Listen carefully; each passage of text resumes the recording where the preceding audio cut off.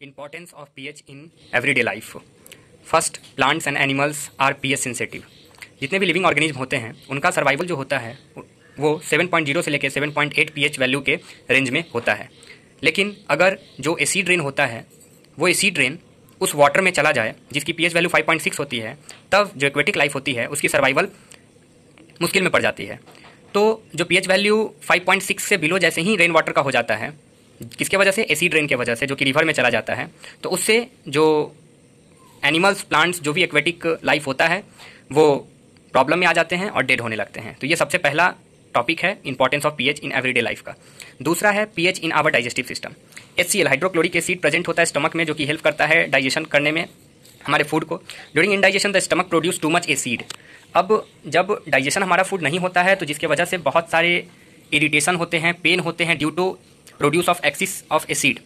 To correct this disturbance, pH range milk of magnesia is used as a medicine which is also called antacid and it reduce the effect of acid.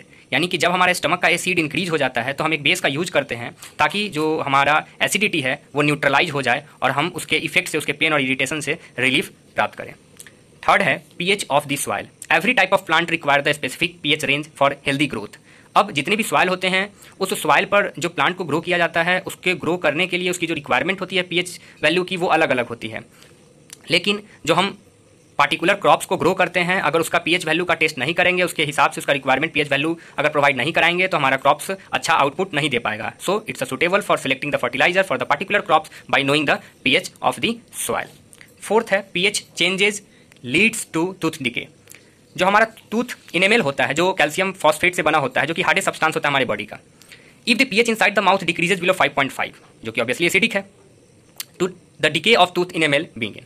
अब ध्यान देने की बात यह है कि जो हार्डेस्ट सब्सटेंस होता है हमारा टूथ का इनेमल, वो भी डिके हो सकता है. जो कैल्शियम फॉस्फेट से बना होता है वो भी डिके हो सकता है. कब? जब हमारा माउथ का जो पीएच वैल्यू है वो 5.5 से बिलो हो जाए. और ये कब होगा? जब हम ब्रश नहीं करेंगे. The bacteria present in the mouth degrades the sugar and leftover the food particles and produce acid and it remains in the mouth after eating. खाना खाने के बाद whatever the food particles are exist in our mouth that decrease the pH value inside the mouth.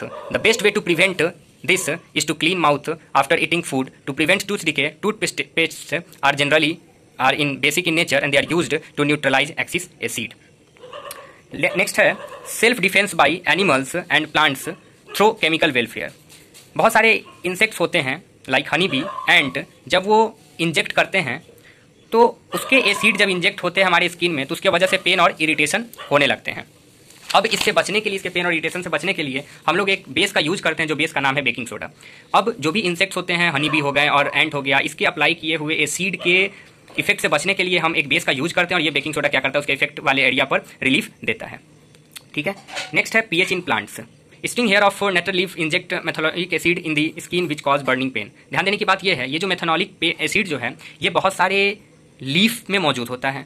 जब हम उस plant के आसपास जाते हैं तो वो लीफ जो होता है सो हमारे स्किन में पेन और बर्निंग पेन क्रिएट करता है, जिससे बचने के लिए हम जो है सो बेस का यूज करते हैं ताकि वो जो नेटल प्लांट है जिसके लीफ से जो एसिड इंजेक्ट हुआ है उसके पेन से हम बच पाएँ. ओवरऑल बात ये हमें समझ में आ रही है इस टॉपिक से कि ये जो पीएच वैल्यू है, ये पीएच वैल्यू जानना बहुत जरूरी है हमारे जनरली डेली लाइफ में. और जब हम पीएच वैल्यू को जान जाएंगे कि अगर वो ज़्यादा लो हो रहा है तो उसको मेंटेन करने के लिए हम बेस का यूज करते हैं. अगर कोई चीज़ एसिडिक ज़्यादा हो रहा है तो उसके लिए हम बेस का यूज करेंगे ताकि वो न्यूट्रलाइज हो सके और उसके इफेक्ट से हम बच सकें. Thank you.